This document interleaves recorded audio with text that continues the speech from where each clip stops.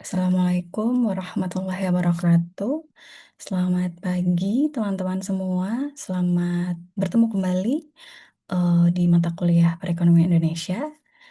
Hari ini Ibu akan membahas satu topik yang tidak kalah penting di perekonomian Indonesia, gitu ya, tentu saja, yaitu ekonomi kerakyatan. Jadi, kenapa kita harus belajar ekonomi kerakyatan dan sebenarnya tuh perannya apa, gitu ya, ekonomi kerakyatan? Kenapa sampai saat ini apa ya, masih digaungkan, gitu ya, di pemerintahan kita, gitu ya. Nanti satu persatu akan kita bahas terkait definisi gitu ya, kemudian manfaat dan lain sebagainya gitu ya. Oke, langsung saja gitu ya untuk pengantar gitu ya. Jadi kenapa topik ini menjadi penting gitu ya? Karena kalau misalnya kita belajar terkait economic growth gitu ya atau pembangunan ekonomi atau pertumbuhan ekonomi di Indonesia gitu ya, memang banyak sekali permasalahan-permasalahan yang sampai hari ini pun juga belum selesai gitu ya. Jadi seperti yang teman-teman misalnya belajar di mata kuliah lain gitu ya, mata kuliah ekonomi pembangunan misalnya, teman-teman juga diminta untuk melihat fenomena seperti apa pembangunan ekonomi di Indonesia tuh ternyata belum sepenuhnya maksimal gitu ya. Jadi masih ada kendala di sana sini gitu ya. Nah, termasuk juga kalau kita bicara pertumbuhan ekonomi gitu ya.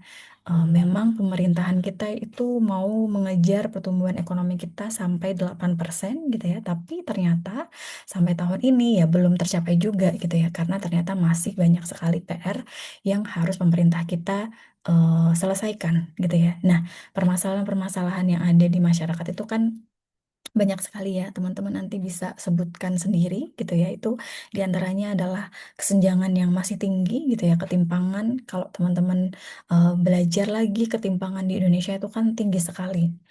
Yang kaya itu memang banyak, jumlah penduduk kaya kita tuh banyak, tapi yang miskin juga tidak kalah banyak gitu ya. Nah, mungkin di awal-awal pertemuan kita juga Ibu mengatakan bahwa kesenjangan ekonomi kita itu tinggi sekali gitu ya. Jadi ini yang juga masih harus dicarikan solusi gitu ya bagi pemerintahan kita. Kira-kira kalau kesenjangannya masih tinggi, itu apa yang harus pemerintah kita lakukan gitu ya. Apalagi mengingat kalau kita bicara Indonesia tentu dengan apa, pulau yang banyak sekali gitu ya. Indonesia itu kan terkenal dengan negara kepulauan. Tentu satu pulau dengan pulau yang lainnya memiliki resources yang berbeda-beda pula gitu ya. Natural resources-nya gitu ya, kemudian human resources-nya dan lain sebagainya. Nah, itu juga bisa menyebabkan kesenjangan atau ketimpangan di antara pulau-pulau di Indonesia itu juga tinggi sekali. Selain ketimpangan tadi, tentu ada permasalahan lain yang juga pemerintah kita masih hadapi sampai hari ini, yaitu adalah kemiskinan. Kemiskinan sudah eh, apa ya, sudah diberikan stimulus kebijakan-kebijakan oleh pemerintah dengan berbagai macam cara gitu ya, tetapi memang sayangnya sampai hari ini kita masih melihat angka kemiskinan di Indonesia itu tinggi sekali.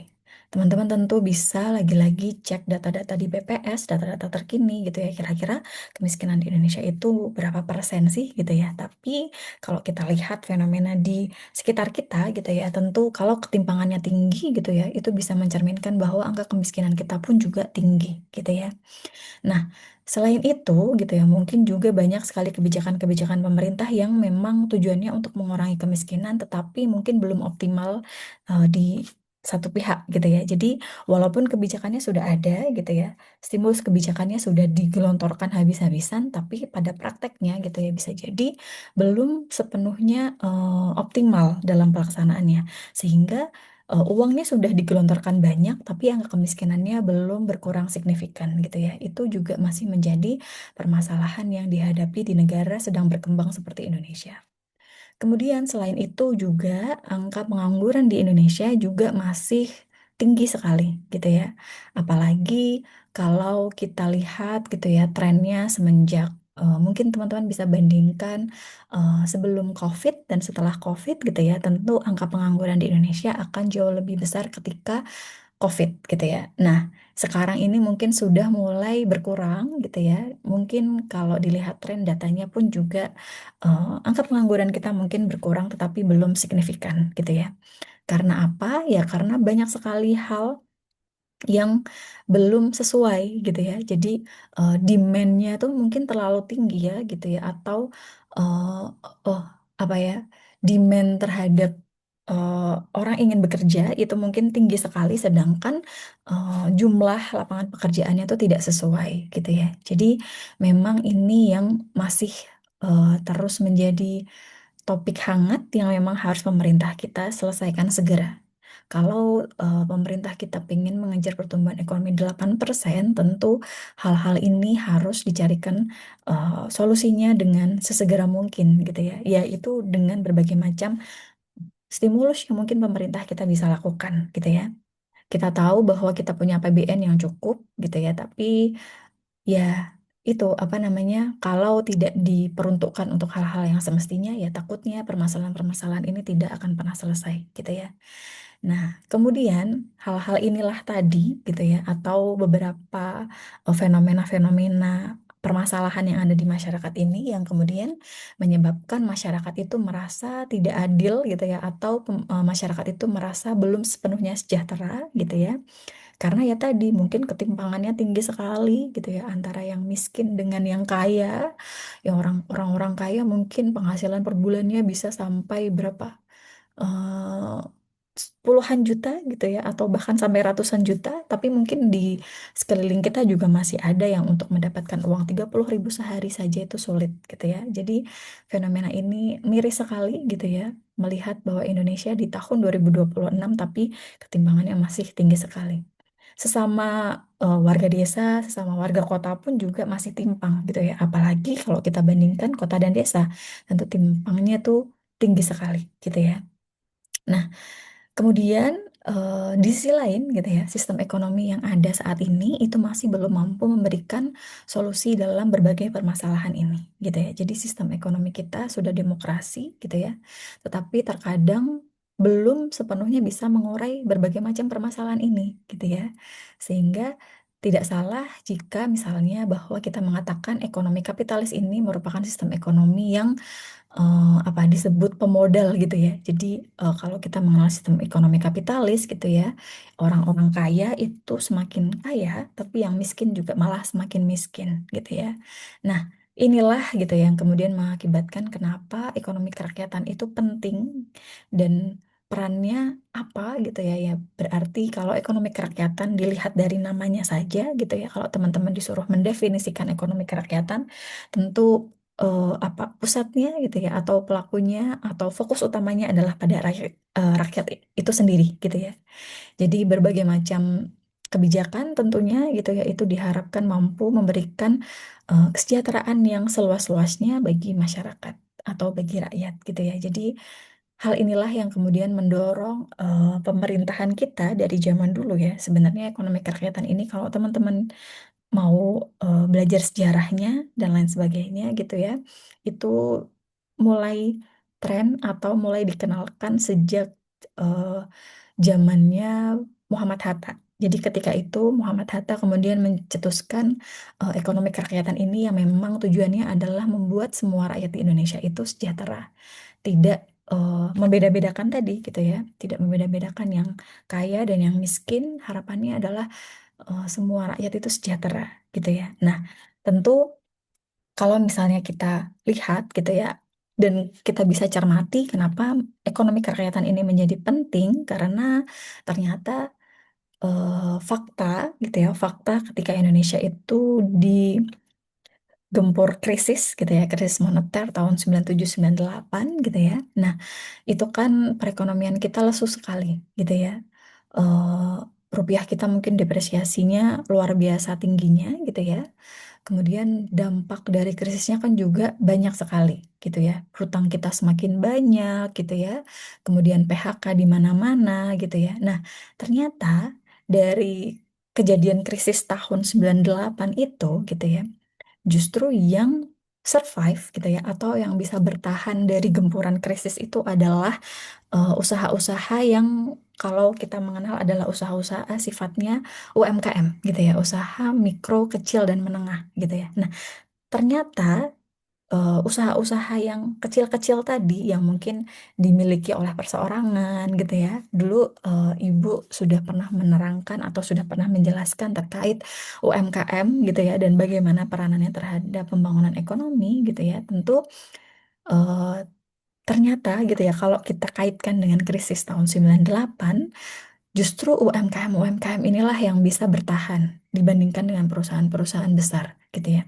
Nah, kenapa ini bisa terjadi gitu ya? Kenapa usaha-usaha yang kecil ini justru malah bisa bertahan dari krisis moneter gitu ya?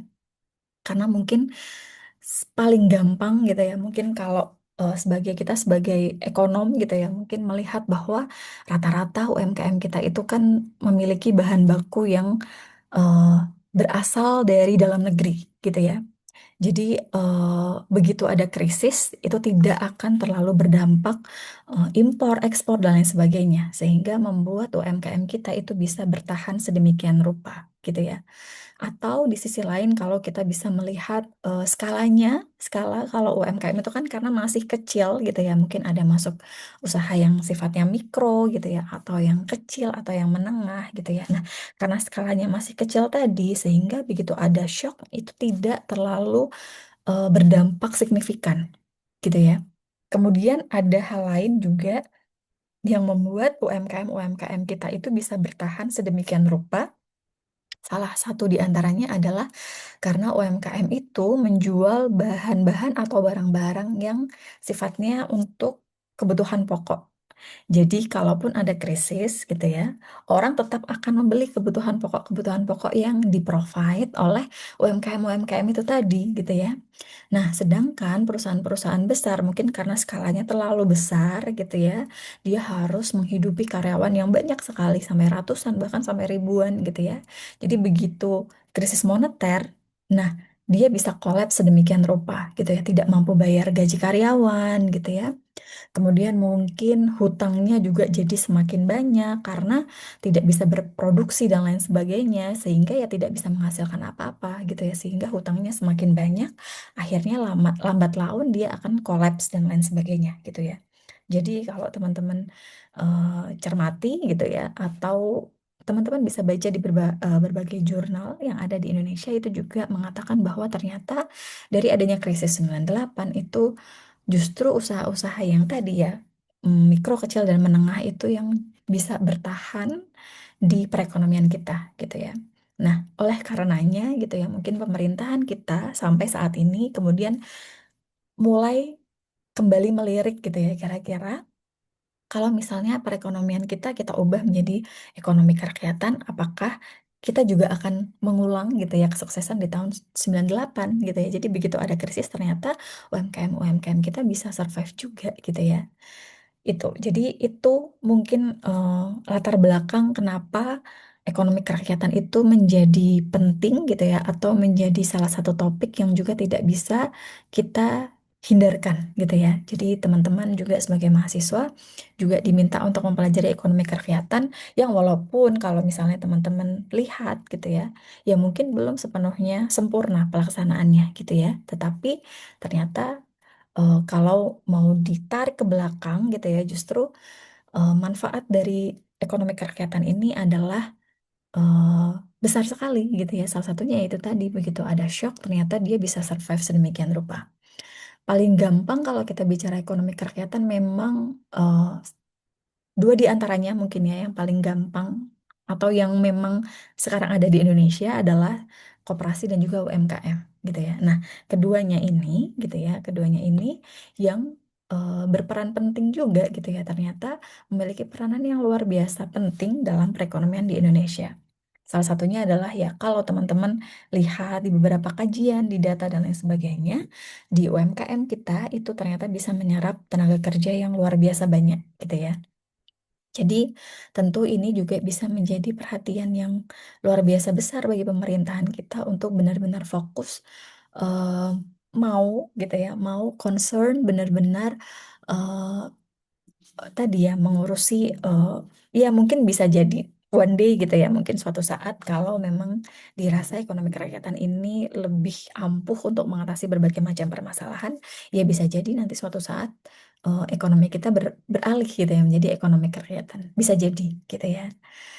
Oke, selanjutnya gitu ya, kalau lagi-lagi kalau kita lihat ke belakang atau kita throwback ke belakang, tentu prinsip ekonomi kerakyatan itu menjadi salah satu jalan untuk menyelamatkan keadaan ekonomi, gitu ya. Karena terbukti di Indonesia, gitu ya, waktu krisis itu ternyata yang bisa bertahan dari gempuran krisis moneter adalah usaha-usaha yang sifatnya tadi mikro, kecil, dan menengah, gitu ya. Yang tentu itu pelakunya adalah dari rakyat, gitu ya, dari rakyat dan untuk rakyat, gitu. Biasanya kan seperti itu. Nah, kemudian ekonomi kerakyatan ini juga menjunjung keadilan dalam setiap kegiatannya. Contohnya apa gitu ya, kalau teman-teman belajar koperasi dan lain sebagainya, tentu itu kan apa prinsip dari koperasi itu apa? Kekeluargaan gitu ya, gotong royong dan lain sebagainya gitu ya. Jadi ternyata hal ini gitu ya yang sangat ditekankan dari ekonomi kerakyatan itu tadi gitu ya. Yang diharapkan pula tujuan akhirnya adalah kesejahteraan rakyat itu benar-benar bisa tercapai dengan adanya ekonomi kerakyatan ini tadi, gitu ya. Kemudian eh hal berikutnya, gitu ya. Nah, konsep kebersamaan dan gotong royong itu juga dijadikan sebagai landasan dalam penerapan ekonomi kerakyatan ini tadi, gitu ya. Kemudian hal lain yang menjadi penting dalam ekonomi kerakyatan adalah masyarakat itu sendiri. Masyarakat mempunyai peran aktif yang luar biasa besar gitu ya dalam pelaksanaan ekonominya gitu ya. Kemudian lagi-lagi tadi sudah Ibu katakan di awal bahwa ekonomi kerakyatan ini pertama kali dicetuskan oleh Muhammad Hatta gitu ya. Dan tertuang di dalam pasal Undang-Undang Dasar 45 pasal 33 gitu ya. Dalam pasal 33 nanti teman-teman bisa lihat, nanti juga Ibu bisa perlihatkan gitu ya bunyi ayatnya seperti apa gitu ya. Nah, kemudian eh kalau kita lihat gitu ya, hal berikutnya yang kemudian menjadi penting, kalau bisa Ibu rangkum gitu ya, mungkin ya dari definisi ekonomi kerakyatan itu sendiri gitu ya. Ekonomi kerakyatan adalah sistem ekonomi yang pertama adalah melibatkan partisipasi aktif dari masyarakat. Namanya saja ekonomi kerakyatan ya, berarti tentu partisipasi dari masyarakat itu besar sekali di dalamnya. Berbeda dengan sistem ekonomi yang lain mungkin gitu ya, ada kapitalis, ada apapun liberalisme dan lain sebagainya itu kan beda gitu ya. Nah kalau ini kalau kerakyatan tentu partisipasi dari masyarakat itu besar sekali di dalamnya gitu ya. Yang berikutnya gitu ya, ekonomi kerakyatan itu adalah memberi kesempatan yang adil bagi seluruh rakyat gitu ya. Harapannya dengan ekonomi kerakyatan ini ya tadi gitu ya bahwa ketimpangan, kemudian kemiskinan gitu ya itu bisa lambat laun dikurangi gitu ya atau bisa menurun secara jumlahnya gitu ya, secara persentasenya juga bisa berkurang sedemikian rupa. Kemudian dalam ekonomi kerakyatan itu juga mengutamakan usaha kecil dan juga menengah gitu ya karena tadi sudah Ibu jelaskan di awal bahwa dua hal gitu ya yang kalau eh, kita sebut ekonomi kerakyatan itu biasanya berpusat pada koperasi dan juga UMKM itu sendiri gitu ya. Jadi di dalamnya tentu yang diutamakan betul adalah kepentingan rakyat gitu ya. Kemudian dengan ekonomi kerakyatan ini gitu ya, ternyata sistemnya adalah menghindari dominasi ekonomi oleh kelompok tertentu. Jadi harapannya tidak ada liberalisme, tidak ada kapitalisme di dalamnya, sehingga segala hal yang dilakukan dalam perekonomian itu fokusnya adalah untuk kesejahteraan rakyat gitu ya. Nah, kemudian karakternya seperti apa sih Bu gitu ya kalau misalnya kita bicara terkait ekonomi kerakyatan gitu ya, ada beberapa karakter yang bisa terlihat gitu ya atau bisa tercermin dari sistem perekonomian kerakyatan ini gitu ya. Yang pertama adalah berbasis masyarakat. Yang kedua gitu ya adalah mengutamakan pemerataan. Lagi-lagi pemerataan ini menjadi penting gitu ya bagi negara-negara sedang berkembang seperti Indonesia. Karena yang kita tahu tadi yang sudah Ibu katakan di awal bahwa ketimpangan kita itu masih sangat tinggi Sehingga harapannya dengan ekonomi kerakyatan ini, pemerataan kita juga semakin lebih rata gitu ya. Jadi dari berbagai macam kepulauan yang ada di Indonesia itu juga memiliki kesejahteraan yang sama besarnya. Jadi bukan hanya Pulau Jawa saja masyarakatnya yang sejahtera gitu ya, tapi juga pulau-pulau lainnya juga sama sejahteranya dengan masyarakat yang ada di Pulau Jawa gitu ya. Jangan sampai yang sejahtera hanya di Pulau Jawa saja karena mungkin pembangunannya hanya berfokus di pulau-pulau Jawa gitu ya. Sedangkan mungkin masyarakat di luar Pulau Jawa juga eh, apa memiliki hak yang sama besarnya gitu ya, memiliki hak yang sama besarnya dengan masyarakat yang ada di Pulau Jawa gitu. Kemudian karakteristik yang ketiga adalah dengan ekonomi kerakyatan ini tentu mampu mengembangkan lebih lanjut lagi terkait UMKM dan juga koperasi gitu ya. Kemudian karakteristik yang keempat adalah mengutamakan kesejahteraan sosial dan yang terakhir gitu ya, karakteristik yang dapat terlihat dari sistem ekonomi kerakyatan adalah mengedepankan gotong royong gitu ya. Seperti eh, apa gotong royong kan ada di Pancasila ya bahkan ya, ada di Undang-Undang Dasar 45 segala macam. Jadi itu benar-benar bisa diimplementasikan di kehidupan kita sehari-hari sehingga apapun itu bentuknya, solusinya adalah tadi ya misalnya gotong royong akan menyelesaikan berbagai macam permasalahan-permasalahan yang ada di Indonesia gitu. Selanjutnya, kalau kita bicara landasan konstitusionalnya seperti apa, tadi sudah Ibu katakan bahwa ekonomi kerakyatan ini tertuang gitu ya. Jadi ada landasan hukumnya gitu ya. Bukan hanya omongan semata gitu ya, tapi ada landasan hukumnya yang tertuang dalam Undang-Undang Dasar 1945.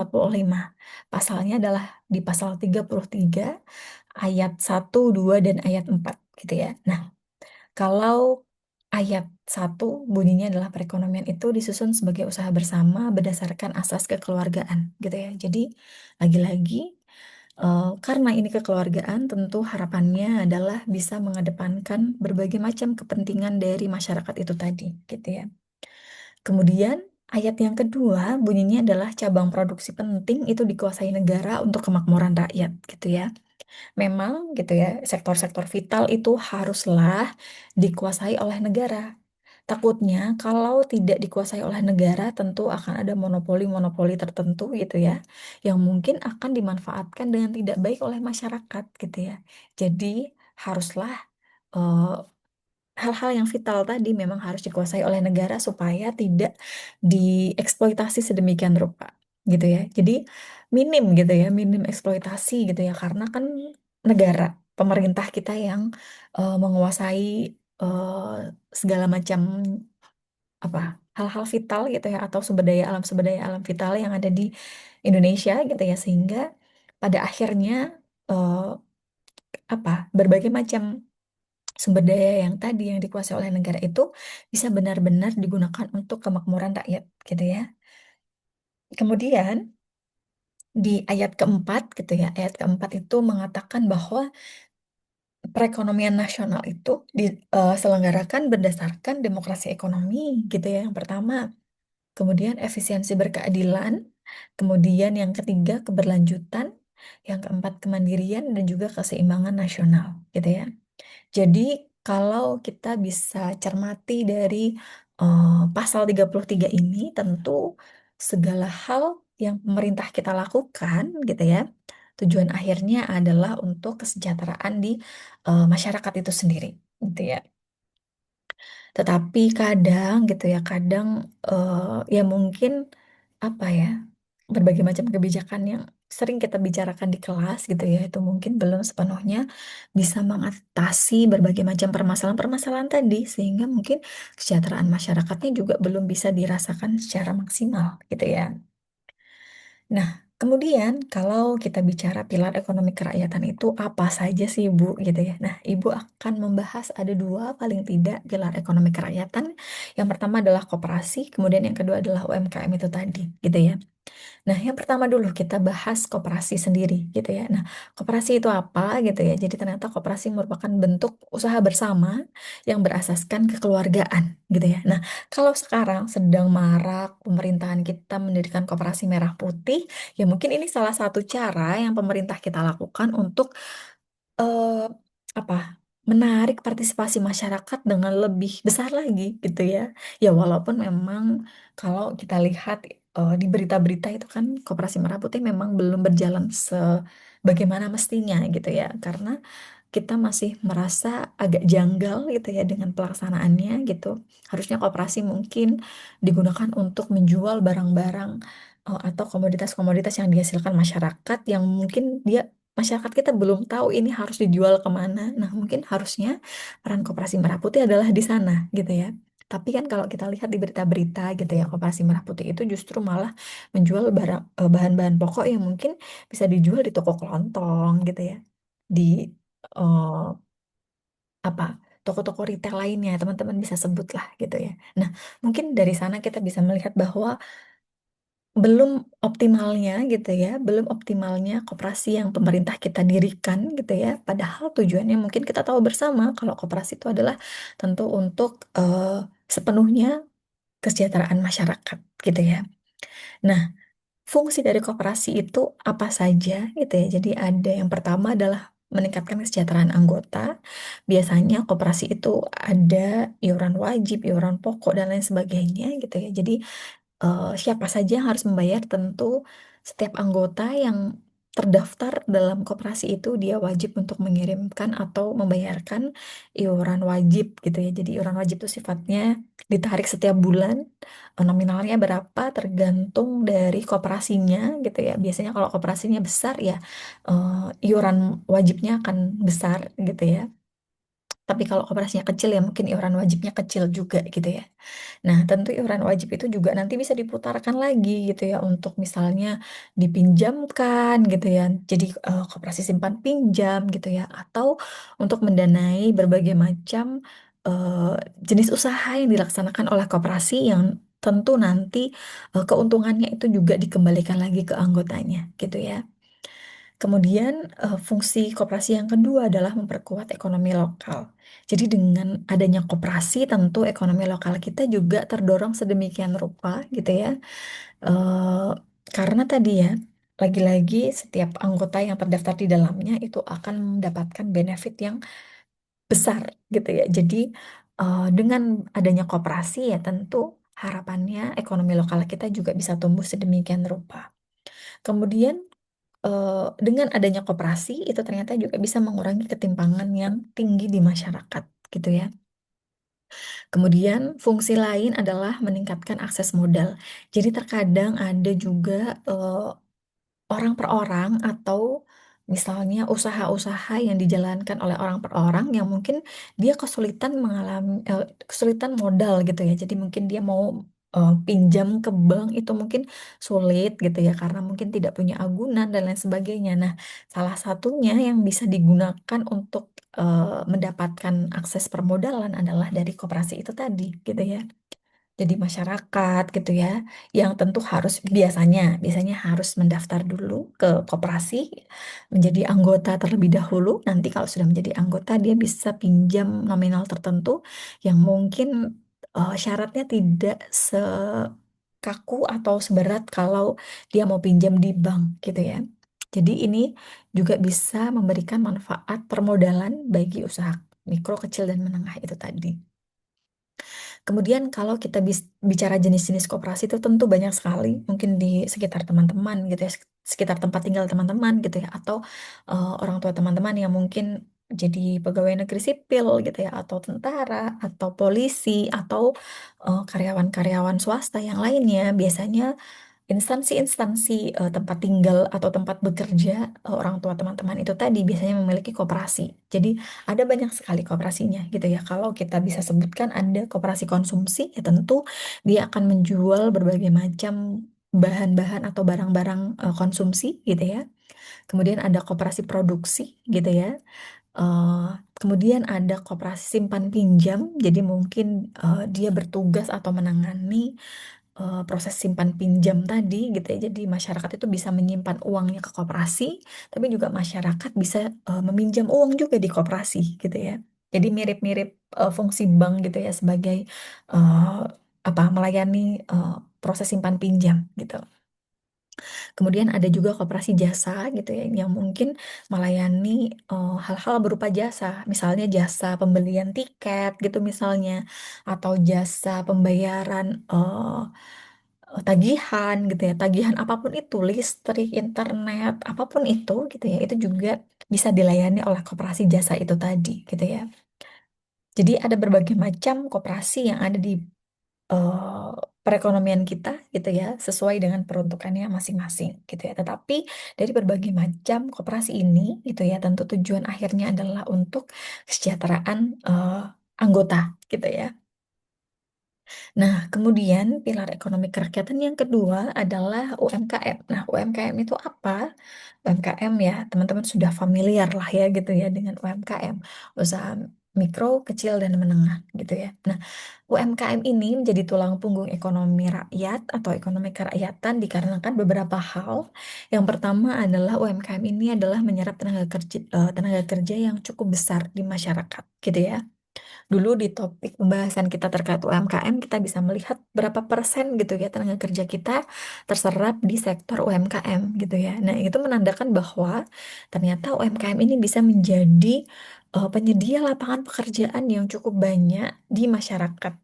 Sehingga kalau UMKM kita benar-benar diseriusi nih oleh pemerintah kita, tentu tadi permasalahan pengangguran ya mungkin makin lama makin eh, sedikit jumlahnya gitu ya, karena semuanya bisa terserap di UMKM kita gitu ya.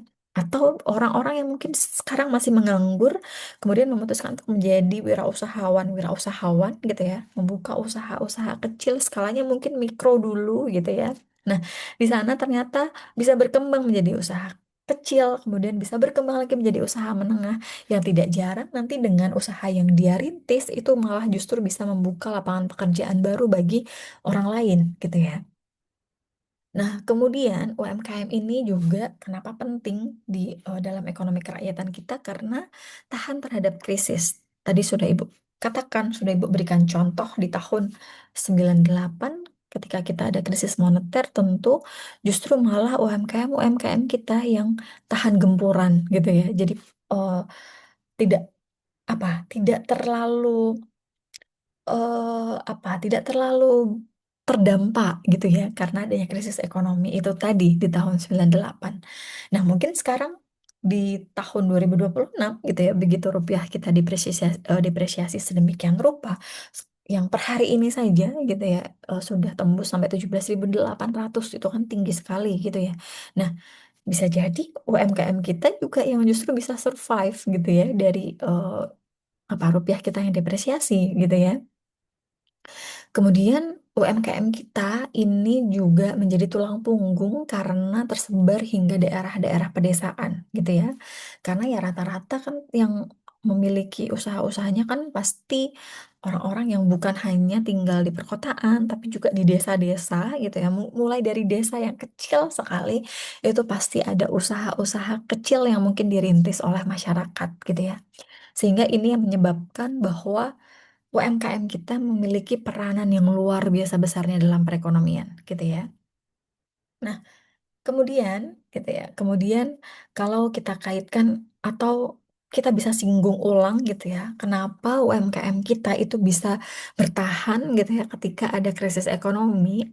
Ada beberapa alasannya, diantaranya adalah fleksibilitasnya yang cukup tinggi. Nah, fleksibilitas yang tinggi itu yang seperti apa gitu ya. Jadi begitu misalnya ada krisis gitu ya, begitu ada kenaikan harga, kenaikan BBM gitu ya. Nah, UMKM kita ini yang biasanya lebih gampang untuk menyesuaikan terhadap perubahan-perubahan yang terjadi di masyarakat gitu ya. Sedangkan kalau perusahaan-perusahaan besar biasanya jauh lebih lambat beradaptasi karena mungkin ya birokrasinya tuh bertele-tele gitu ya. Begitu ada kenaikan BBM gitu ya, mungkin dia harus melakukan penyesuaian gitu ya. Birokrasinya tuh bertele-tele sekali, harus dikonsultasikan ke manajernya, kemudian nanti ke direkturnya dan lain sebagainya gitu ya. Yang mungkin itu tidak akan cepat selesai sehingga tidak fleksibel tadi gitu ya. Dan mungkin struktur organisasinya kompleks sekali di perusahaan-perusahaan besar gitu ya. Jadi ketua divisinya harus konsultasi ke divisi yang lain misalnya gitu ya, baru nanti ke atasannya, nanti atasannya ke atasannya lagi. Jadi itu yang membuat perusahaan-perusahaan besar itu menjadi tidak fleksibel dalam menanggapi berbagai macam perubahan-perubahan yang terjadi di masyarakat gitu ya. Jadi fleksibilitas yang dimiliki oleh UMKM ini tentu malah bisa membawa dampak positif bagi UMKM supaya dia bisa survive gitu ya. Dia bisa bertahan dari berbagai macam perubahan-perubahan yang terjadi di masyarakat. Kemudian yang kedua yang membuat UMKM kita itu bisa bertahan ketika ada krisis adalah karena menggunakan bahan baku lokal gitu ya.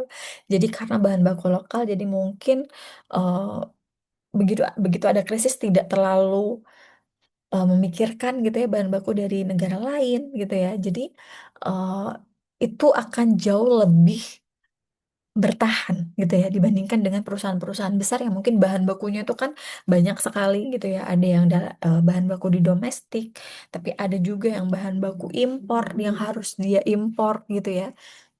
Sedangkan ketika ada krisis itu kan pasti ada kendala-kendala yang mungkin bisa terjadi dalam proses impornya itu tadi dan lain sebagainya gitu ya. Sehingga itu akan membuat perusahaan-perusahaan besar itu tadi lebih rentan terhadap krisis ekonomi gitu ya.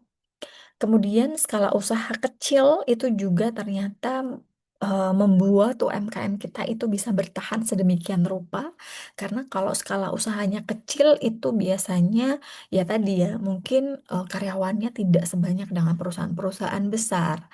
Kalaupun harus mengurangi jumlah karyawan yang mungkin tidak terlalu banyak juga yang harus dia kurangi ataupun ya selama ini mungkin mempekerjakan karyawan yang memang tidak sebanyak perusahaan-perusahaan besar gitu ya, jadi begitu ada krisis yang mungkin masih bisa untuk membiayai karyawan-karyawannya gitu ya karena skalanya masih skala kecil itu tadi. Kemudian hal lain yang juga menjadi alasan kenapa UMKM kita bisa bertahan ketika krisis adalah UMKM kita itu menjual kebutuhan dasar gitu ya. Jadi kalau kita eh, lihat gitu ya bahwa kebutuhan-kebutuhan dasar itu seberapa ada krisisnya pun pasti juga tetap dicari gitu kan. Jadi kan orang pasti kalau misal ya rata-rata kan UMKM menjual apa sih gitu ya bahan-bahan pokok gitu ya makanan-makanan yang sehari-hari gitu ya. Jadi begitu ada krisis kan kalau di teori itu kan kita juga pasti yang berkurang tuh kan investasi atau saving, tapi kan konsumsi tetap ya gitu ya. Tapi mungkin beralih atau diversifikasi saja ke eh, bahan-bahan yang mungkin lebih murah dan lain sebagainya. Tapi kan konsumsinya tetap gitu ya. Jadi sehingga kalaupun ada krisis tingkat konsumsinya tetap akan seperti itu, tidak akan berkurang signifikan gitu ya. Sehingga ini juga tetap laku gitu ya. Jadi UMKM kita tetap bisa dibeli gitu ya karena dia menjual kebutuhan-kebutuhan dasar itu tadi gitu. Kemudian kalau kita lihat struktur tenaga kerjanya juga dia lebih sederhana gitu ya karena ya mungkin karyawannya sedikit gitu ya. Kemudian atau basisnya kekeluargaan gitu ya. Jadi begitu ada eh, krisis ya mungkin ada pengurangan-pengurangan tapi mungkin kecil gitu ya yang tidak sebanyak kalau di perusahaan-perusahaan besar yang jumlah karyawannya yang luar biasa banyaknya gitu. Nah, kemudian kalau kita lihat data-data ekonomi kerakyatan kita seperti apa gitu ya. Nah, ternyata kontribusi UMKM terhadap PDB itu tinggi sekali gitu ya. Di tahun 2025 menunjukkan UMKM kita itu menyumbang sekitar 61% PDB Indonesia. Nilainya mencapai sekitar 8.573 triliun rupiah gitu ya. Jadi ternyata 61% PDB kita itu sumbangsih dari UMKM kita kan luar biasa besarnya gitu ya. Lebih dari separuh loh PDB kita tuh berasal dari UMKM gitu ya. Berarti kan kita bisa melihat bahwa peranan UMKM itu tinggi sekali dalam pertumbuhan ekonomi di Indonesia gitu ya. Kemudian penyerapan tenaga kerja, ternyata UMKM di Indonesia itu mampu menyerap 97% tenaga kerja secara nasional. Hal ini menunjukkan bahwa ekonomi rakyat itu menjadi penggerak utama aktivitas ekonomi di Indonesia. Karena itu tadi ya, mungkin ada banyak sekali orang-orang yang dulunya menganggur gitu ya, mismatch education, mismatch skill, dan lain sebagainya, sehingga memutuskan untuk ya sudahlah, saya bikin usaha sendiri, yang tidak jarang dari mereka itu usahanya justru malah berkembang sedemikian rupa gitu ya, sehingga malah bisa menghasilkan atau bisa membuka lapangan pekerjaan yang jauh lebih besar lagi bagi masyarakat gitu ya. Nah, kemudian kalau kita bicara jumlah unit usahanya gitu ya, ternyata UMKM kita mencakup sekitar 99% dari total unit usaha di Indonesia. Itu berasal dari UMKM gitu. Nah, kemudian kalau kita lihat seberapa besar kontribusi koperasi kita gitu ya. Nah, eh, koperasi itu memang menjadi salah satu tadi ya hal yang tidak kalah penting kalau kita bicara ekonomi kerakyatan gitu ya, karena salah satu pilarnya adalah tentu dari koperasi gitu ya. Tetapi kontribusinya itu ternyata kalau kita lihat dari data itu masih relatif kecil. Berbeda dengan UMKM. UMKM kita tadi sudah menyumbang 61% sendiri gitu ya terhadap PDB kita, tapi ternyata kalau koperasi itu di tahun 2024 eh, kontribusinya terhadap PDB itu baru sekitar 0,97% gitu ya. Jadi masih kecil sekali gitu ya dibandingkan dengan UMKM yang sudah 61% tadi gitu ya. Nah, kalau kita bandingkan dengan pertumbuhan koperasi di negara lain gitu ya, misalnya kita ambil contoh di Belanda dan Perancis, ternyata koperasi di Belanda dan Perancis itu sudah menyumbang atau berkontribusi sampai 18% terhadap PDB gitu ya. Kemudian di Selandia Baru tuh ternyata sudah mencapai 20% sendiri. Itu kontribusi dari koperasi terhadap PDB. Nah, kalau koperasi di Indonesia mungkin digarap dengan semestinya gitu ya, tentu kontribusinya akan jauh lebih besar daripada yang ada saat ini gitu ya. Kalau saat ini masih 0,97% gitu ya, itu kan kecil sekali, belum ada 1%. Kalau misalnya benar-benar serius gitu ya, ditangani dengan serius ya nanti tidak mungkin tidak, koperasi kita mungkin bisa seperti di Belanda, di Perancis ini yang mungkin bisa berkontribusi hingga 18% terhadap PDB gitu ya. Nah, kemudian kalau kita bicara implementasi ekonomi kerakyatan di Indonesia gitu ya, eh, ada banyak di antaranya, beberapa di antaranya adalah kita bisa melihat ada program pengembangan UMKM gitu ya. Nah, program pengembangan UMKM ini apa? Beberapa program di antaranya gitu ya, atau program-program yang sudah berjalan gitu ya. Beberapa di antaranya adalah yang pertama adalah KUR, kredit usaha rakyat. Nanti dari sini gitu ya, dari KUR ini ternyata bisa eh, memberikan suntikan modal yang lumayan besar bagi UMKM kita gitu ya. Jadi kredit usaha rakyat ini ternyata bisa menolong UMKM kita yang kesulitan modal gitu ya. Kemudian itu juga sudah digarap dengan serius gitu ya. Jadi pemerintah kita sudah memberikan perhatian yang lumayan besar terhadap kredit usaha rakyat itu tadi gitu ya. Kemudian program berikutnya adalah digitalisasi UMKM. Jadi sekarang banyak sekali pemerintah kita sudah memberikan pendampingan-pendampingan tertentu pada UMKM kita, sehingga UMKM kita banyak yang diantaranya sudah melek eh, teknologi gitu ya. Kemudian bisa jadi kan dulunya mungkin UMKM kita dipasarkan secara tradisional gitu ya, hanya dijual secara offline gitu ya. Tapi sekarang sudah marak UMKM kita itu yang dijual secara online gitu ya. Jadi di pasar online itu juga ternyata sudah eh, apa besar sekali gitu ya jumlahnya. Jadi itu salah satu hal yang kita patut apresiasi bersama. Ternyata ini juga ada peran pemerintah di dalamnya membantu UMKM kita lebih melek terhadap digitalisasi gitu ya, sehingga tidak ketinggalan dengan perusahaan-perusahaan besar gitu ya. Kemudian pemerintah juga sudah memberikan pelatihan-pelatihan kewirausahaan gitu ya. Mungkin banyak sekali pelatihannya, mungkin pelatihan formal, non formal gitu ya. Nah, itu juga ternyata sudah pemerintah kita lakukan. Kemudian pemerintah kita juga sudah memberikan bantuan modal tertentu gitu ya, eh, terhadap UMKM kita gitu. Kemudian hal lain yang juga tidak bisa dipisahkan atau tidak bisa dihindari adalah bantuan dari pemerintah kita berupa sertifikasi halal dan juga sertifikasi ekspor gitu ya. Karena biasanya sertifikasi ini kan berbayar gitu ya.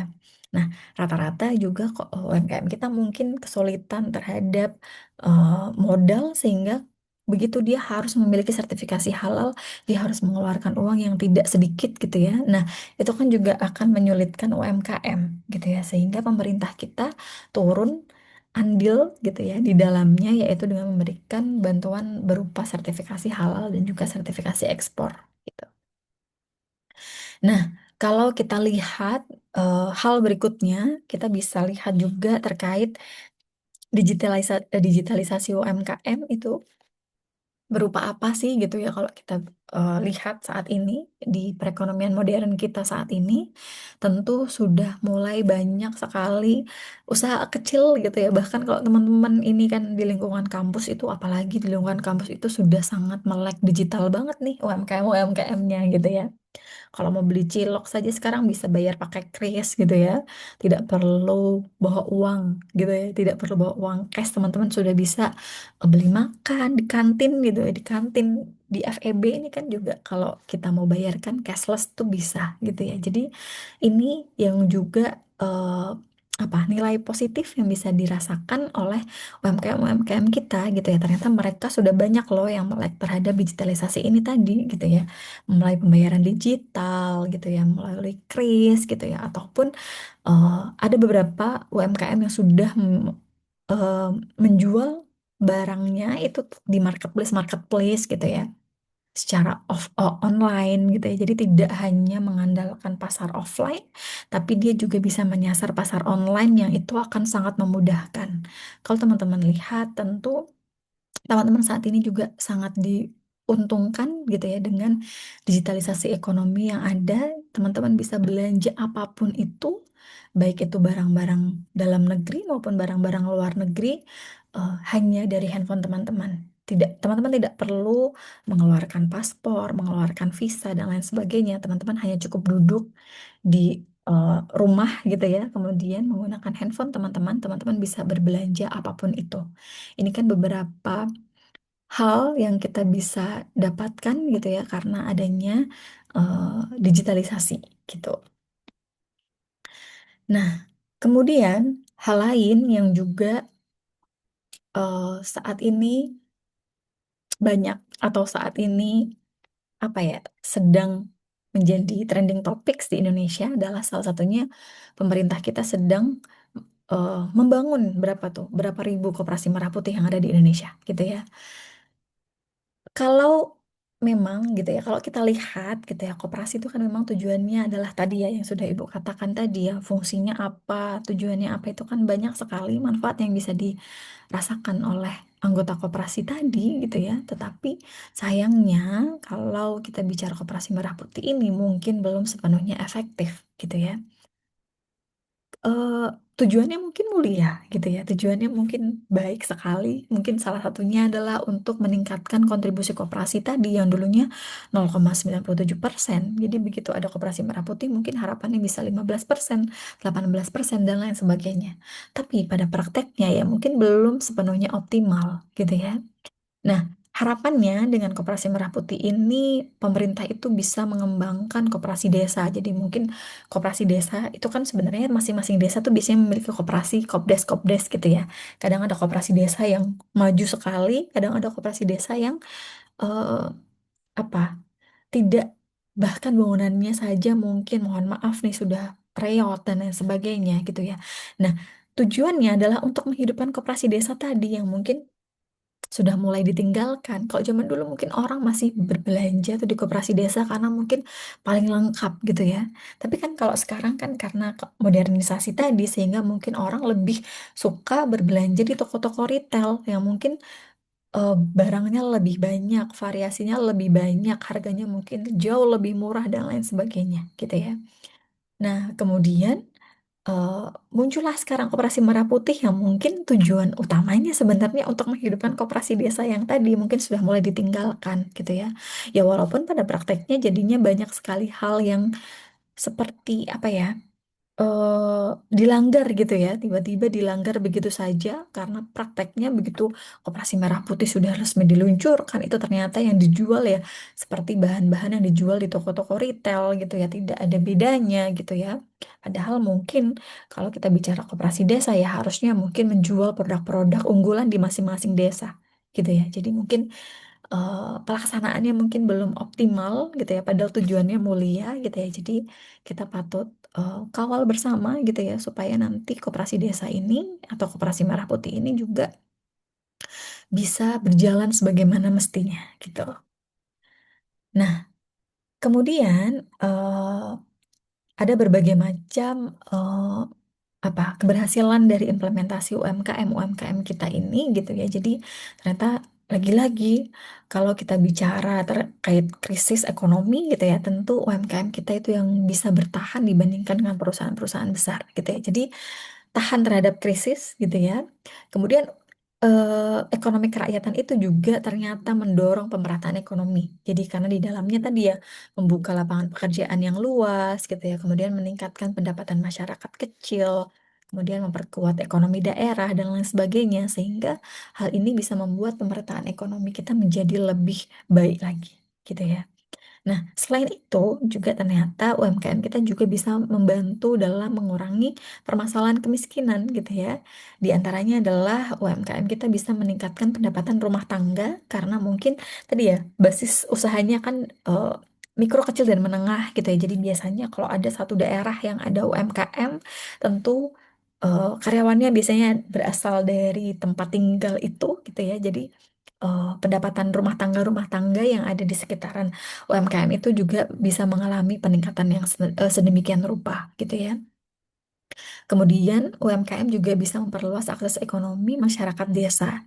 Jadi yang dulunya mungkin masyarakat kita hanya menjual gitu ya hasil produk yang dia bisa buat gitu ya, mungkin hanya di daerah-daerah sekitar. Tetapi kan tadi kan kalau kita kaitkan dengan digitalisasi ekonomi gitu ya, ternyata UMKM kita bisa menjual barang-barang itu di marketplace dengan sangat mudah gitu ya. Sehingga ini juga bisa memperluas pasar dari UMKM itu tadi gitu ya, yang tidak mungkin UMKM kita juga bisa go internasional gitu ya, produk-produk buatan dalam negeri bisa dikenal di luar negeri dengan sangat mudah gitu. Nah, kemudian hal berikutnya yang juga tidak bisa kita hindari adalah tantangan-tantangan yang ada dalam ekonomi kerakyatan itu tadi. Yang pertama adalah rendahnya produktivitas UMKM gitu ya. Hal ini diakibatkan karena teknologi yang digunakan oleh UMKM. UMKM kita mungkin masih rendah gitu ya. Kemudian kualitas SDM-nya juga masih terbatas gitu ya. Akses pasar juga masih kurang luas gitu ya. Mungkin usaha yang masih mikro itu juga mungkin masih mengalami kendala pasar gitu ya. Karena mungkin saingannya banyak gitu ya. Sedangkan pasarnya mungkin sedikit sekali gitu ya.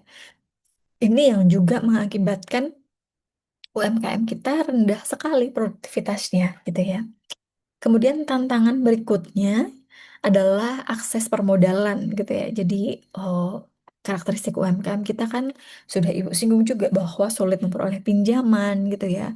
Bisa juga eh, di antaranya juga yang belum memiliki legalitas usaha yang baik, sehingga kalau belum memiliki legalitas usaha, ya tentu mungkin akan mengalami kesulitan dalam permodalan. Akses ke bank juga sulit, ke koperasi juga sulit, dan lain sebagainya gitu ya. Kemudian koperasi di Indonesia itu sifatnya masih kurang kompetitif gitu ya. Karena lagi-lagi koperasi kita mungkin manajemennya masih sangat tradisional, basisnya kekeluargaan gitu ya. Kemudian di dalamnya juga mungkin masih minim inovasi. Di koperasi kita yang mungkin tidak terlalu berinovasi yang sedemikian rupa, berbeda dengan usaha-usaha lain yang mungkin inovasinya luar biasa pesat gitu ya. Sehingga hal ini juga membuat koperasi kita tidak terlalu diminati gitu ya. Orang juga mungkin akan enggan belanja di koperasi karena mungkin produknya terlalu monoton dan lain sebagainya gitu ya. Dan juga yang membuat koperasi itu juga kurang kompetitif karena rendahnya kepercayaan masyarakat gitu ya. Karena mungkin ya tadi apa ya karena tadi ya mungkin manajemennya masih tradisional, sehingga orang juga eh, masih kurang percaya gitu ya. Apakah kalau kita bicara misalnya koperasi simpan pinjam, apakah kalau saya simpan di koperasi A gitu ya, apakah itu akan aman gitu ya? Apakah sudah dijamin LPS dan lain sebagainya kan belum tentu gitu ya. Belum semua koperasi di Indonesia itu dijamin LPS dan lain sebagainya. Sehingga kepercayaan masyarakat itu juga masih rendah gitu ya, sehingga membuat koperasi kita menjadi kurang kompetitif. Kemudian tantangan berikutnya gitu ya terkait pelaksanaan ekonomi kerakyatan adalah adanya ketimpangan ekonomi yang masih sangat tinggi itu tadi gitu ya. Ketimpangan ekonomi di masyarakat kita tinggi sekali sehingga hal ini juga menjadi tantangan yang luar biasa besar bagi pelaksanaan ekonomi kerakyatan gitu ya.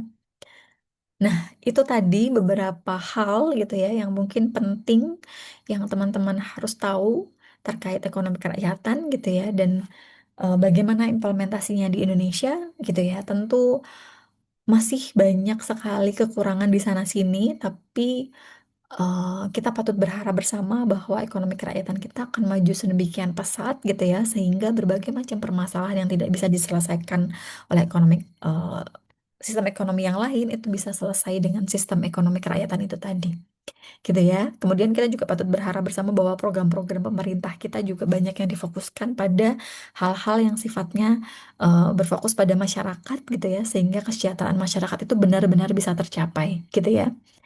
Sekian dulu mungkin perkuliahan kita hari ini.